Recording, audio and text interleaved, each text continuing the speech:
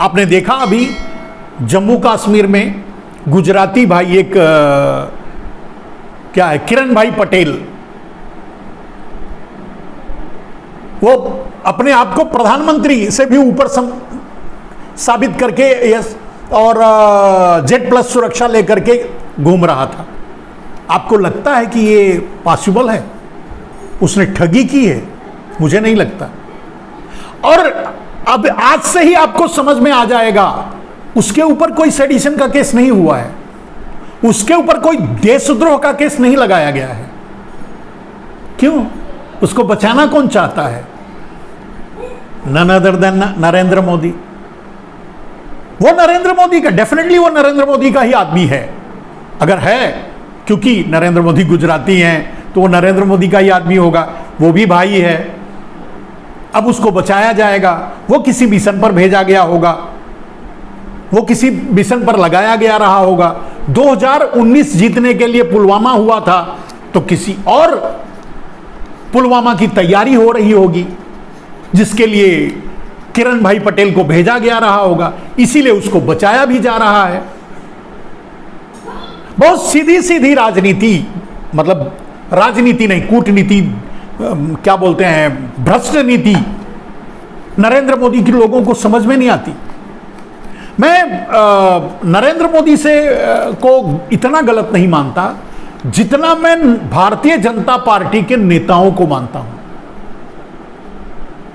आप नेता हैं, चाहे वो राजनाथ सिंह हो, चाहे वो नितिन गडकरी हो, चाहे भारतीय जनता पार्टी का छोटे से बड़ा कोई भी नेता हो, उनकी रिस्पॉन्सिबिलिटी किसके प्रति है, उनकी लायबिलिटी किसके प्रति है, उनकी लॉयल्टी किसके प्रति होनी चाहिए?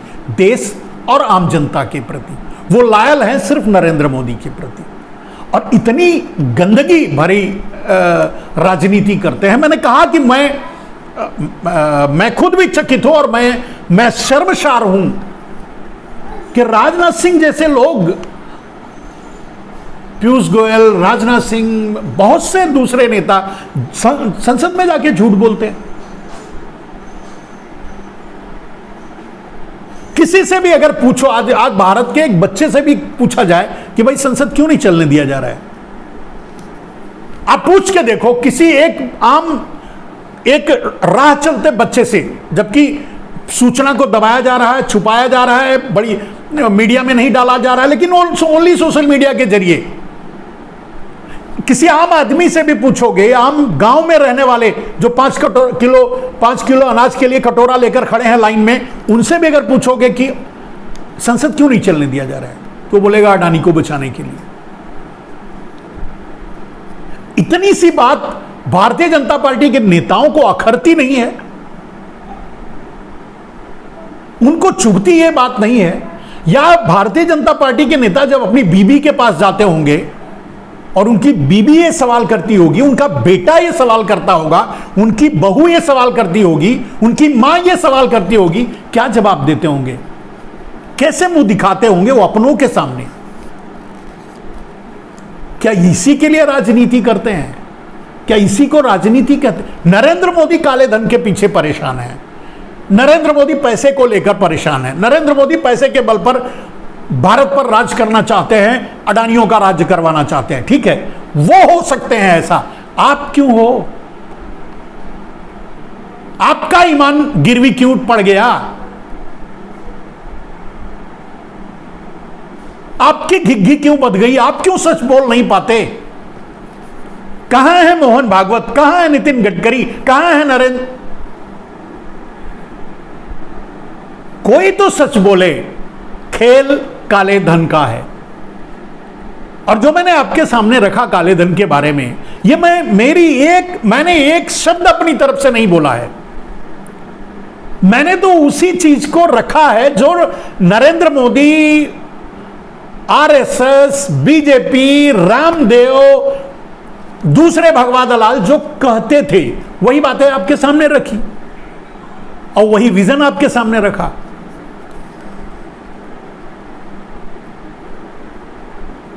साधारण से साधारण आदमी नरेंद्र मोदी की इस देशद्रोह को समझता है, समझ रहा है, समझ गया है।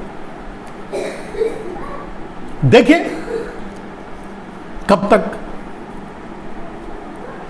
तो जो कहने का अर्थ मेरा यह है मेरे दोस्त कि जो संसद में खेल चल रहा है, संसद को इंटरप्ट किया जा रहा है, संसद को नहीं चलने दिया जा रहा है, लोग ये कह रहे हैं कि अडानी को बचाने के लिए, अडानी को बिल्कुल गलत।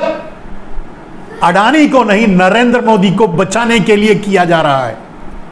और नरेंद्र मोदी आकंठ काले धन के में डूब चुके हैं। और ये मैं नहीं कह रहा हूं, ये उनके ही लोगों का बयान है।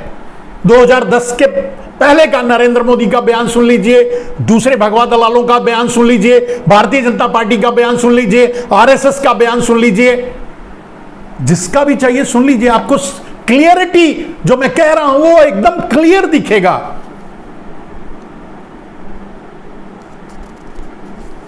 तो मेरे दोस्त, लड़ाई काले धन से शुरू होकर काले धन पर खत्म हो रही है और खत्म होगी। नरेंद्र मोदी ने काले धन के नाम पर चुनाव लड़ा, काले धन के नाम पर चुनाव जीता, काले धन का नाम ले लेकर के एक सपना दिखाया पूरे देश को। और नरेंद्र मोदी की कुर्सी जाएगी तो काले धन के नाम पर ही जाएगी, काले धन के लिए ही जाएगी, काले धन के कारण ही जाएगी।